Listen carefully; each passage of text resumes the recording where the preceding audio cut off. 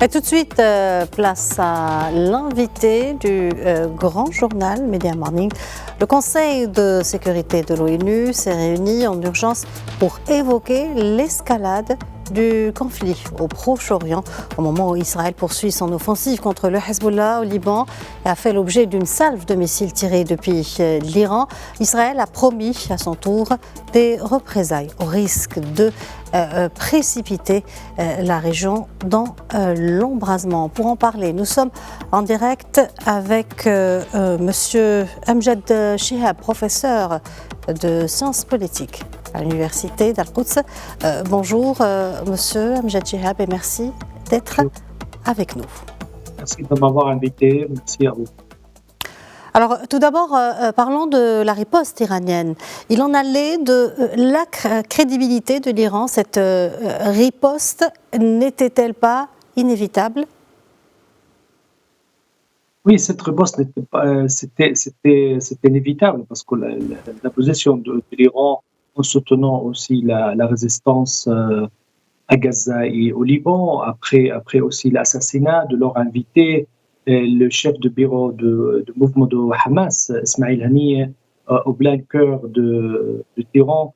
Et l'Iran n'avait pas d'autre choix que de riposter, sinon il va perdre sa crédibilité, sa légitimité aux yeux de leurs partisans, aussi de leur idéologie qui consiste à défendre leurs alliés, surtout le bras armé de l'Iran au Proche-Orient, le Hezbollah. Et donc c'était prévu, mais c'est arrivé un peu tard. Et normalement, cette riposte doit être automatiquement après l'assassinat. Il y avait de promesses américaines qu'il y aura une négociation de cessez-le-feu à la bande de Gaza. Ces promesses américaines n'ont pas du tout abouti. Donc, l'Iran était obligé de faire une riposte modérée. Ce n'est pas une riposte de capacité de frappe qui pourra faire des dégâts humains. Surtout, le plus important pour Israël, le plus qui fait mal à Israël, c'est une perte humaine. Il n'y a pas eu de perte humaine par cette représaille. Et cette représaille aussi, cette riposte, était l'équivalent de la frappe que l'Iran l'a fait au mois d'avril dernier, quand Israël a bombardé le consulat général d'Iran au capital syrien à Damas et qui a causé la mort d'un général important de l'Iran. Je pense que l'Iran ne cherche pas à faire une guerre ouverte avec Israël, surtout qu'il sait très bien qu'il est soutenu par l'OTAN et par les États-Unis, mais il ne peut pas faire autrement. Il est dans une situation difficile, il ne peut pas ouvrir la guerre aussi, il ne peut pas aussi rester sans rien faire, surtout qu'Israël est en train de détruire le sud-Liban, aussi détruire l'infrastructure. Très bien, Monsieur Chihab, du côté d'Israël, justement, Israël a annoncé hier la mort de 8 soldats au sud de Liban, les premiers tués depuis le début de ces opérations terrestres, alors que l'armée israélienne parle d'une opération limitée, ciblée. Que comprenez-vous de cette opération militaire ? Oui, l'opération soi-disant limitée dans les territoires libanais et qui touche la souveraineté du Liban. Le Liban, c'est un État souverain, un État arabe. Aussi, d'essayer de voir les réactions, si le Hezbollah il est toujours solide, il est toujours prêt à résister aux coups, les frappes israéliennes qui ont touché le premier rang, le deuxième rang de leaders politiques et militaires de Hezbollah. Et il était un peu choqué par la capacité de la résistance de Hezbollah à cette offensive. Normalement, qu'Israël cherche aussi à tout prix à soumettre le Hezbollah pour faire revenir le colon de la colonie qui sont construits au nord de la Palestine occupée en 1948, au nord de la Palestine occupée en 1948. Et il ne peut pas faire ça s'il n'occupe pas le sud Liban ou Hezbollah fait des concessions. Hezbollah refuse de faire ça si Israël continue de massacrer les Palestiniens à la bande de Gaza.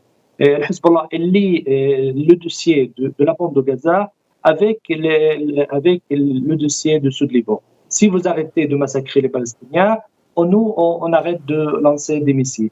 Et Israël cherche à appliquer la résolution des Nations Unies, le numéro 1701, qui stipule le retrait total de toutes les forces armées de Hezbollah du sud jusqu'à le fleuve de Litanie, à peu près 35 kilomètres.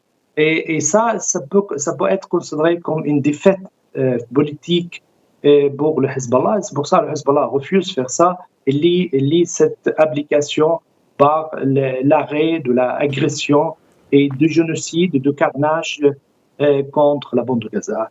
Et c'est pour cela toutes les données donnent qu'il y a une montée d'affrontements, surtout que Hezbollah a montré qu'il a une capacité de riposter, surtout de résister, et qui a mis très mal l'armée israélienne et les forces de commando pour avancer dans les territoires libanais.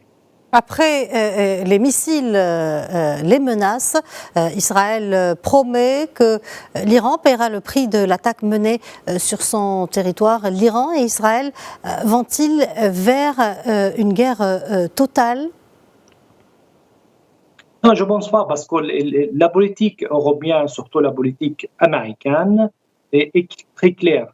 On donne un espace à Israël à faire tout ce qu'il veut pour, selon eux, pour qu'Israël reste le plus fort et réparer l'image qui était détruite le 7 octobre dernier. Et pour cela, il le laisse faire tout ce qu'il veut. Massacrer les Palestiniens, bombarder le Liban, frapper le Hezbollah, assassiner le leader de Hezbollah, assassiner le chef du mouvement de Hamas, frapper les Iraniens, mais pas au niveau d'aller frapper l'Iran, parce que la riposte iranienne qui a montré, parce qu'elle a envoyé un message politique très clair, que si on a la capacité de vous faire mal, si vous ripostez, on va riposter à la prochaine fois d'une manière qui va vous faire vraiment mal, qui va faire des dégâts à niveau d'une frappe de dissuasion. Ce n'est pas une frappe juste pour envoyer un message politique. C'est pour cela qu'Israël n'a pas riposté jusqu'à maintenant et qu'ils sont en train d'étudier, de faire des mesures de sanctions encore plus peut-être renforcées contre l'Iran. Et peut-être Israël va bombarder, comme d'habitude, le territoire syrien pour aller frapper des cibles iraniennes. Surtout, il y en a de plusieurs endroits où les Iraniens ils ont des forces militaires en Iran et intensifier les frappes contre le Hezbollah. Ce qu'on a vu juste après les frappes des missiles iraniens sur les territoires de la Palestine occupée. Les pays du G7 estiment qu'une solution diplomatique est encore possible et qu'un conflit à l'échelle régionale n'est donc dans l'intérêt de personne. C'est ce qu'a annoncé hier la présidente italienne du groupe G7. Qu'en pensez-vous ? Oui, il y a une problématique claire et nette. S'il voulait que Hezbollah cesse de lancer des missiles contre les territoires de la Palestine occupée en 1948, il faut qu'il cesse de massacrer, qu'il cesse le carnage à la bande de Gaza. Il faut qu'il trouve aussi une solution politique pour la cause palestinienne.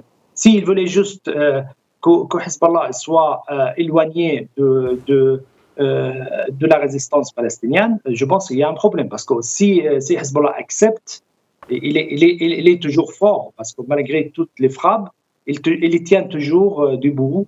Et ça sera très difficile de le soumettre maintenant, parce que s'ils arrivent à le soumettre et qu'ils se retirent ses forces jusqu'à le fleuve de Litanie, selon la résolution du Conseil de sécurité, ça c'est considéré pour eux comme une défaite, comme un suicide politique, aux yeux de ses partisans, aux yeux de son rôle depuis sa création jusqu'à aujourd'hui. et qu'Israël continue de coloniser et de massacrer les Palestiniens et de liquider la cause palestinienne. Et à mon avis, ça ne peut pas passer comme ça. S'il y avait une volonté internationale de faire une solution pour la cause palestinienne, ou de créer un État palestinien qu'on le voit pas du tout maintenant, selon les données sur le terrain, ou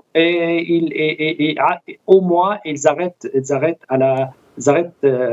l'agression et le massacre contre la bande de Gaza. Sinon, le gouvernement libanais ne peut pas forcer le Hezbollah, parce que le Hezbollah, il est plus fort que le gouvernement libanais, et s'il voulait soumettre le Hezbollah, il faut attaquer le Liban, occuper le Liban. Et ça c'est selon la guerre terrain, ce qu'essaye de faire Israël aujourd'hui. Et c'est pas si facile. Le prix va être plus cher qu'il pense. Et on ne peut pas comparer la bande de Gaza qui a une superficie trop limitée, 350 km², encerclée par l'armée israélienne, par la mer, et par la terre, par le ciel. Et pour le sud Liban, une superficie beaucoup plus grande, et la géographie pourra donner davantage aux combattants Hezbollah de faire mal à l'armée israélienne. Je pense que les choses ne sont pas du tout faciles s'il n'y a pas une solution politique équitable, au moins pour cesser le carnage sur la bande de Gaza. Monsieur Amjad Chihab, je vous remercie pour ce précieux éclairage. Merci d'avoir répondu à nos questions. Je rappelle que vous êtes professeur de sciences politiques à l'Université d'Al-Quds.